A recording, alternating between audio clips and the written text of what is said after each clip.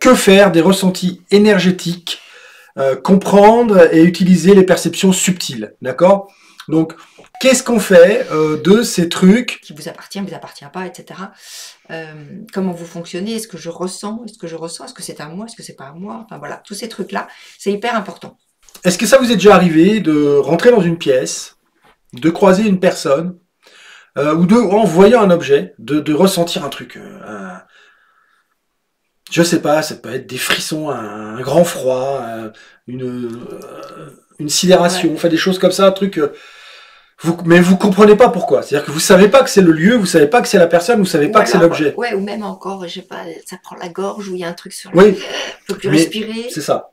Mais ce Euh, qui est important, c'est qu'on sait pas non, que ça vient de ce qu'on vient de non, croiser. c'est ça. C'est ça qui est intéressant. Et donc on se demande, mais d'où ça vient ce truc? Ou encore même, toujours dans des réunions, des spectacles ou des choses comme ça, quand on sent des énergies, mais on comprend pas pourquoi, on se sent pas bien, ou on n'est pas à l'aise, ou on sent comme une lourdeur, ou un goût dans la bouche, voire même des fois une odeur. Ça arrive même une odeur, on se dit, mais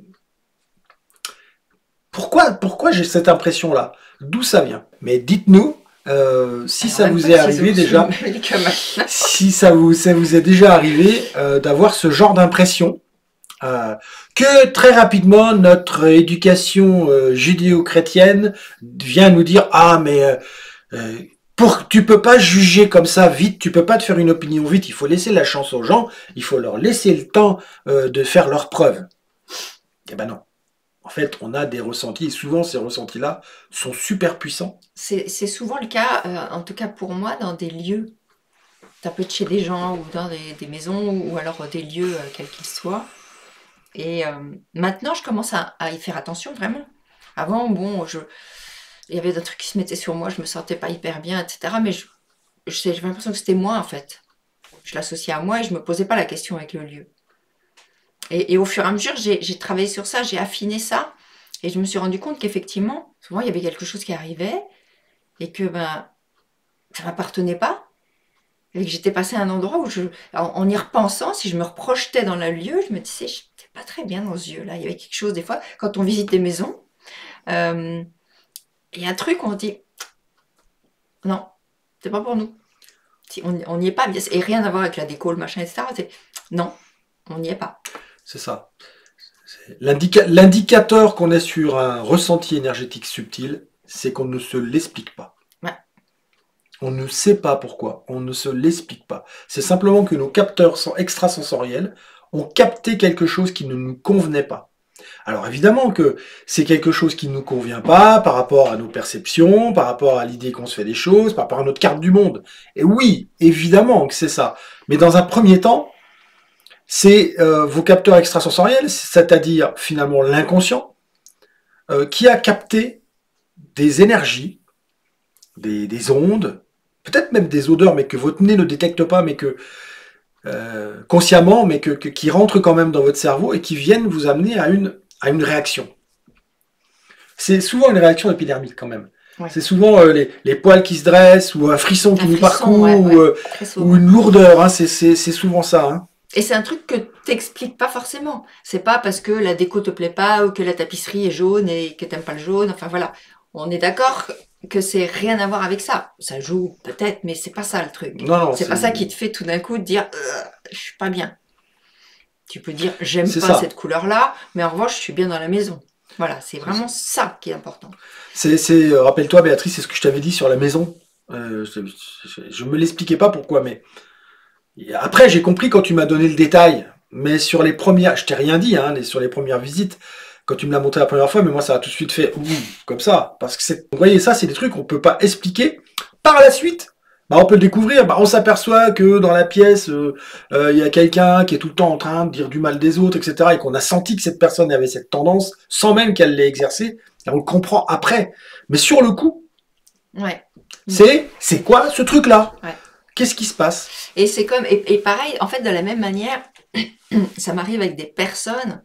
euh, Si la personne est dans la pièce, il y a un truc, on n'est pas super bien, mais du coup, parfois je m'en rends pas toujours compte quand elle est là. Et c'est au moment où la personne quitte la pièce et tout d'un coup, on change, il y a quelque chose qui est différent. On reste en groupe, Mm. mais il y a cette personne-là en moins. Et l'énergie, elle change complètement. Et Ouais. tout d'un coup, c'est comme si je me décontracte. Ça m'est arrivé plusieurs fois, ça. Et de me dire, ah, c'est bizarre. Du coup, après, maintenant, je fais le lien. Mais c'est pareil, quand je faisais pas le lien, je faisais étrange, ce truc-là. Ouais. Mais il y a une petite différence entre nous deux sur l'approche de cette maison, Béatrice, c'est que toi, il y avait un enjeu émotionnel dedans. Donc l'enjeu émotionnel, on sait toi et moi qu'il fausse, il fausse tout. L'enjeu émotionnel. Moi, il n'y avait pas d'enjeu émotionnel. C'était ton problème à toi finalement, c'était ton truc à toi. Donc c'est important quand on parle de ressenti quand il n'y a pas d'enjeu émotionnel. Parce que s'il y a un enjeu émotionnel, c'est lui qui domine la situation. Donc si la maison répondait à un critère que tu voulais absolument, ça a déclenché du waouh. Il pouvait y avoir que tu voulais dans la maison après. Tu l'aurais pas vu. Parce qu'il y a cet enjeu émotionnel qui prend le dessus sur le reste. Et donc c'est vrai que c'est presque important quand on visite une maison pour le premier ressenti énergétique ça serait de rentrer les yeux fermés dedans en fait. On ne sait pas si elle correspond à nos critères, on ne sait pas si c'est ça qu'on cherche, on veut juste la tester au niveau sensoriel, extrasensoriel. Donc on rentre dedans et on ferme les yeux et comment je me sens. Ça peut être un super exercice à l'air, on le fera dans nos prochaines visites. Ouais. Les maisons qu'on n'a pas encore vues, on le fera. Ça sera, moi moi c'est pas grave. Mais je le ferai pour. Moi j'avais déjà sur. Elle est partie de chez moi, j'ai ressenti un apaisement. Ben voilà, c'est ça. Ouais, voilà. Ouais. Et sûrement que quand elle est arrivée, peut-être tu as senti quelque chose, mais tu l'as pas relevé. Sûrement. Parce que si tu as ressenti de l'apaisement, c'est qu'à un moment donné, il y avait quelque chose qui venait te stresser. Donc, parce qu'on fait pas forcément attention à ça. Hein, là, il faut que ce soit vraiment très fort. Mais voilà, c'est quand il n'y a pas de charge émotionnelle. La charge émotionnelle, elle est tellement forte qu'elle vient fausser la donne quand il s'agit de ce genre de choses. Alors, bon, ça fait partie après des sensations physiques, mais ça c'est celle dont on parlait, les ressentis dont on parlait la semaine dernière. Là, on est vraiment sur quelque chose d'intangible et d'inexpliqué. Et c'est vrai que quand je reviens à ces histoires de maison, c'est hyper important de pas forcément partir de ses émotions. C'est important évidemment d'avoir de l'émotion. Que la maison, par exemple, elle nous fasse un effet waouh, je trouve ça génial. Et il faut faire gaffe à ça. Enfin, moi, on le sait maintenant par expérience, en fait. On a des endroits, si on n'écoute pas l'intuition qu'il y a derrière, c'est super beau, mais il y a un truc derrière. Mais non, parce que ça correspond à mes critères, et c'est beau, et machin, ok, j'y vais. Nous, on a fait l'expérience. On y va malgré le ressenti extrasensoriel. Et là, c'est le drame. Et c'est pour ça que, alors parce que du coup, le titre du live, c'était « Mais qu'est-ce qu'on fait de ça, en fait, finalement ?» C'est vraiment ça. C'est hyper important d'aller déceler toutes ces subtilités, parce que c'est très subtil. Et qu'on est tellement dans... Surtout quand on est dans l'émotion, il y a un endroit qui nous fait « waouh », etc. On est dans l'émotion, le reste, on ne le voit pas. C'est normal, c'est humain. C'est lui qui prend le relais, l'émotion. Donc, on n'est pas dans cette paix qui a de l'intangible, là, dans le bassin, qui permet de capter tout, un peu partout. Cette espèce de truc intégral, quoi, le champ de tous les possibles. Et du coup, ça brouille les pistes. C'est vrai. Donc, là, on parle d'une maison, on achète une maison, donc c'est important, effectivement. Mais ça peut être aussi sur un job, ça peut être sur une relation de couple. Ça peut être sur plein de trucs, en fait. Oui, je vous repartage les expériences avec les femmes que j'ai pu accompagner dans ces 15 dernières années, notamment sur la relation amoureuse. C'est pour ça que notre dada, c'est un peu la relation, parce que on a eu tellement de femmes à accompagner sur des relations, on se rendait compte que le fond, la source du blocage venait des relations, que c'est quelque chose qu'on a développé. Mais en fait, elle me disait, ah oui, non, mais dès le début, j'ai senti que ça le ferait pas. Elle savait pas pourquoi.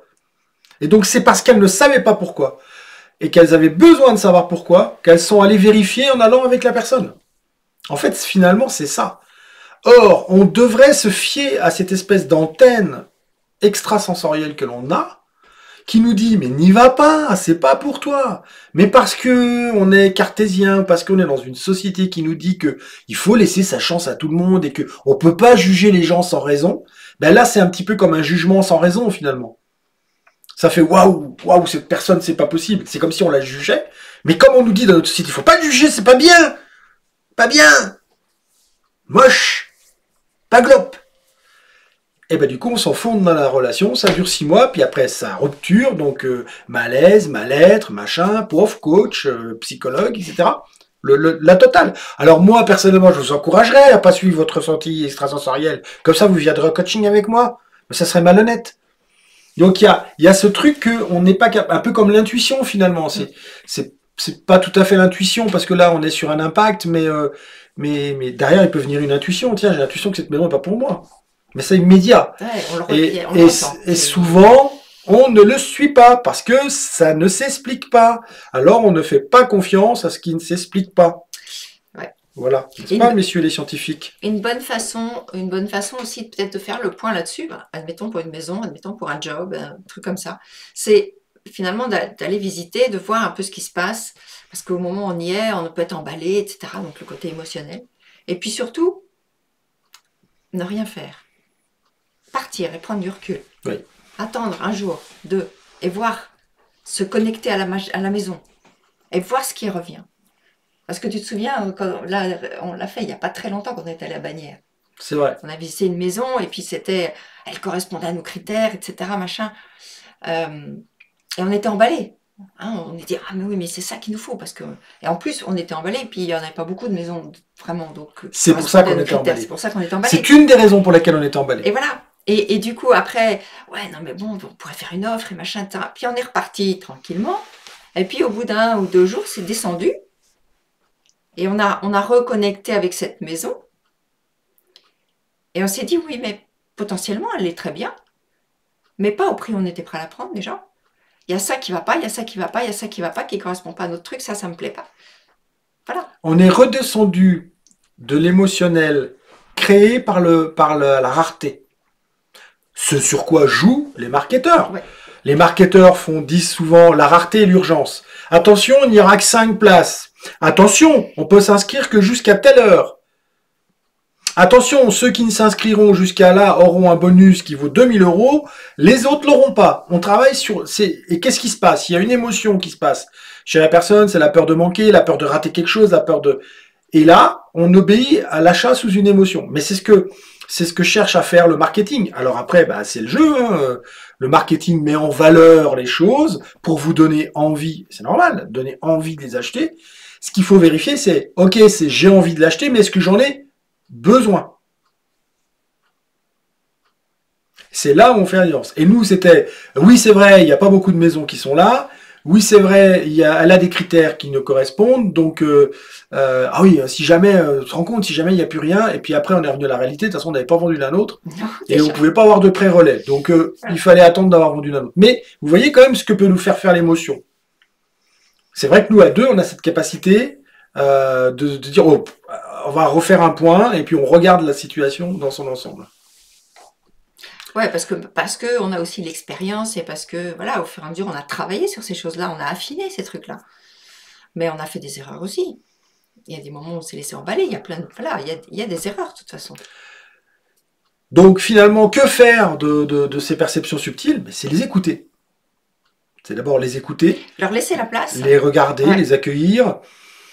Et aller regarder, tiens, mais qu'est-ce que ça veut me dire? Pourquoi ça vient là maintenant? Pourquoi je ressens ce truc-là? Et finalement, c'est de prendre un pas de recul et d'observer. Si vous êtes dans une pièce avec des gens, c'est peut-être d'observer. Et là, vous allez peut-être vous rendre compte qu'effectivement, comme je vous disais, il y a une personne, c'est descente man, quoi. C'est descend tout ce qui bouge. Et là, vous ressentez. Il y a un truc extra dans les relations, c'est comment ça s'appelle, le climat émotionnel. C'est ça. C'est le climat émotionnel. C'est une des clés. C'est une des clés. Il y en a plein pour avoir de bonnes relations, gérer les relations. Le climat émotionnel, c'est quand vous rentrez dans une pièce et qu'il y a déjà des personnes et il y a un climat qui est là. Et ce qui est important dans les relations, c'est d'en tenir compte. Donc ça, le climat émotionnel, c'est l'extrasensoriel qui va le sentir. Si vous n'écoutez pas l'extrasensoriel, par exemple, vous rentrez dans une pièce, les gens sont heureux et tout, puis vous avez une putain de nouvelle de merde à leur annoncer, là, c'est le comptable, il vous a appelé, hein. Il a dit, non, mais les frais de déplacement, là, c'est plus possible, hein. M'en fous des résultats des VRP. On peut plus mettre des frais de déplacement comme ça. Et l'autre, il vient porter la bonne nouvelle. Mais dans la salle, ils sont tous contents de leurs chiffres, ils ont fait des résultats, ils ont battu leur record, machin, et l'autre, il n'en tient pas compte du tout. Il dit, bon, les gars, c'est bien beau, C'est gentil votre petite réunion festive, mais c'est fini, hein. Les frais, là, machin, et tout, fini, les frais. Et là, pff, et le mec, il n'a absolument pas tenu compte du climat émotionnel. Et il est venu foutre un coup de sabre dans l'élan qui sûrement leur servirait de battre encore leur record après. Donc vous voyez, ça, c'est ne pas tenir compte du climat émotionnel, c'est ne pas tenir compte de l'extrasensoriel. Parce que le mec, il est venu avec une idée et que il a senti un élan de joie, il comprenait pas, parce que lui, il était encore dans son élan de merdasse que le comptable lui avait annoncé. Et donc il comprenait absolument pas pourquoi, il ressentait la joie qui lui arrivait sur lui, puis c'est venu le gêner, parce que lui, il avait ce truc-là, ce fardeau, fallait qu'il s'en débarrasse. Hein. Donc vous voyez un petit peu ce que ça peut donner de ne pas écouter le ressenti extrasensoriel parce que vous ne tenez pas compte du climat émotionnel qui est en place. De De l'ambiance, si vous préférez, c'est ça le climat émotionnel. Là, enfin tout ça. C'est voilà, et du coup ça peut être les petits exercices qui peuvent être rigolos à faire, c'est justement si vous êtes dans un lieu et qu'il y a des gens, vous n'êtes pas très sûr, mais vous avez l'impression que vous ne vous sentez pas hyper bien avec ces gens-là. Faites l'expérience peut-être de sortir de la pièce et de revenir. Ou alors avec une personne, de vous en éloigner et de revenir. Et regardez ce qui se passe dans votre corps. Regardez ce qui est différent dans votre corps. Ça va vous permettre de ressentir, ah oui, ok, il y a ce truc-là, ça, du coup, ça ne m'appartient pas. C'est dès qu'elle revient, c'est comme si je prenais son énergie qui était négative. Ou dès que je rentre dans cette pièce, il y a un truc dans la pièce, là où je ne suis pas bien, ça me tombe dessus. Mais dès que j'en sors, je ressens. Finalement, l'exercice dont tu parles, c'est le avec ou sans. Là, c'est pas et, c'est ou sans. Avec ou sans. Comment je me sens avec ou dans cette pièce, ou avec cette personne, ou avec cet objet, ou comment je me sens sans cet objet ou sans cette personne. Et de sentir la différence. Non, mais c'est pareil, c'est pas ça. Paf. Et puis vous explorez un petit peu, s'il y a plein de personnes, vous explorez un petit peu les différentes personnes. Essayez aussi pour vraiment capter ce truc d'extrasensoriel, c'est de se détacher de notre cadre mental, c'est-à-dire de notre carte du monde. C'est la carte du monde, c'est la façon dont on perçoit les choses à travers les filtres visuels, machin, auditifs, etc., à travers toutes nos expériences, à travers les règles de distorsion, de généralisation, etc., etc., à travers toutes les règles, donc au moins une quarantaine. Et une fois que vous imaginez que le truc est passé là-dedans, comment il ressort, c'est votre carte du monde à vous, c'est comment vous percevez les choses. Donc c'est d'essayer de ne pas aller là-dedans et de dire ok, je fais comme si je savais rien et je vais faire avec, je vais faire sans. Voilà, et je vais juger. Et vous pouvez faire ça, alors, vous pouvez faire ça pour n'importe quoi. Par exemple, vous savez, souvent je vous parle de faire l'écologie d'un choix. D'accord ? L'écologie d'un choix, c'est quand même très intangible. C'est-à-dire, qu'est-ce qui se passe de bien si je le fais ? Qu'est-ce qui se passe de mal si je le fais ? Qu'est-ce qui se passe de bien si je le fais pas ? Qu'est-ce qui se passe de mal si je le fais pas ? Et donc là, vous pouvez faire la même chose avec le ressenti énergétique. Ok, je me mets dans la situation, je le fais. Qu'est-ce qui se passe ? Donc vous imaginez l'endroit, vous imaginez l'action, vous imaginez qui est là, qui n'est pas là, qui parle, et vous explorez l'énergie qui est là. Et vous, au milieu de cette énergie. Et ensuite, vous, au milieu de cette énergie, ce que vous allez ressentir. Mais d'abord, est-ce qu'il y a une énergie là ambiante ? Est-ce que c'est une énergie, waouh, c'est le brou, waouh, c'est brouhaha, c'est oulala, c'est turbulent. Ça, c'est l'énergie, vous voyez, je sens que c'est turbulent, parce que peut-être les gens, ils sont en effervescence, ils attendent, ils ont hâte, on ne sait pas. Et vous allez capter l'énergie ambiante. Ou la salle, juste avant, c'était un séminaire sur la cancérologie. Donc ils sont partis, les gens, mais l'énergie... Elle est restée. Elle est restée. Et vous vous dites, putain, mais c'est pas possible, c'est quoi cette énergie de merde ? Je la sens pas, cette salle-là, Voilà, et vous projetez dans la salle. Vous voyez, c'est très intéressant d'aller faire tous ces exercices. Vous allez vraiment vous découvrir et apprendre à vous connaître. Et apprendre à vous servir des perceptions plus subtiles que juste mon ressenti à l'intérieur. C'est juste finalement, c'est un ressenti à fleur de peau. Ouais. Il n'est pas encore rentré complètement en vous, mais il a déclenché quelque chose. Vous transférez dans la salle et là, oulala, froid dans le dos ici. Et il a déclenché quelque chose au travers de votre corps, exactement, de votre perception, parce que votre corps est cet outil de perception terrestre. C'est ça. De ce qui se passe dans l'extrasensorialité, en fait. Oui. C'est vraiment ça. Je suis sûr que ça vous est déjà arrivé de rentrer dans une pièce et de faire waouh, elle est glaciale cette pièce. Et puis vous êtes allé voir le thermomètre et ça indiquait 22. Et là, vous dites merde. Il y a un 22, il y a un truc là. Qu'est-ce qui s'est passé dans cette pièce ou dans cette salle avant ?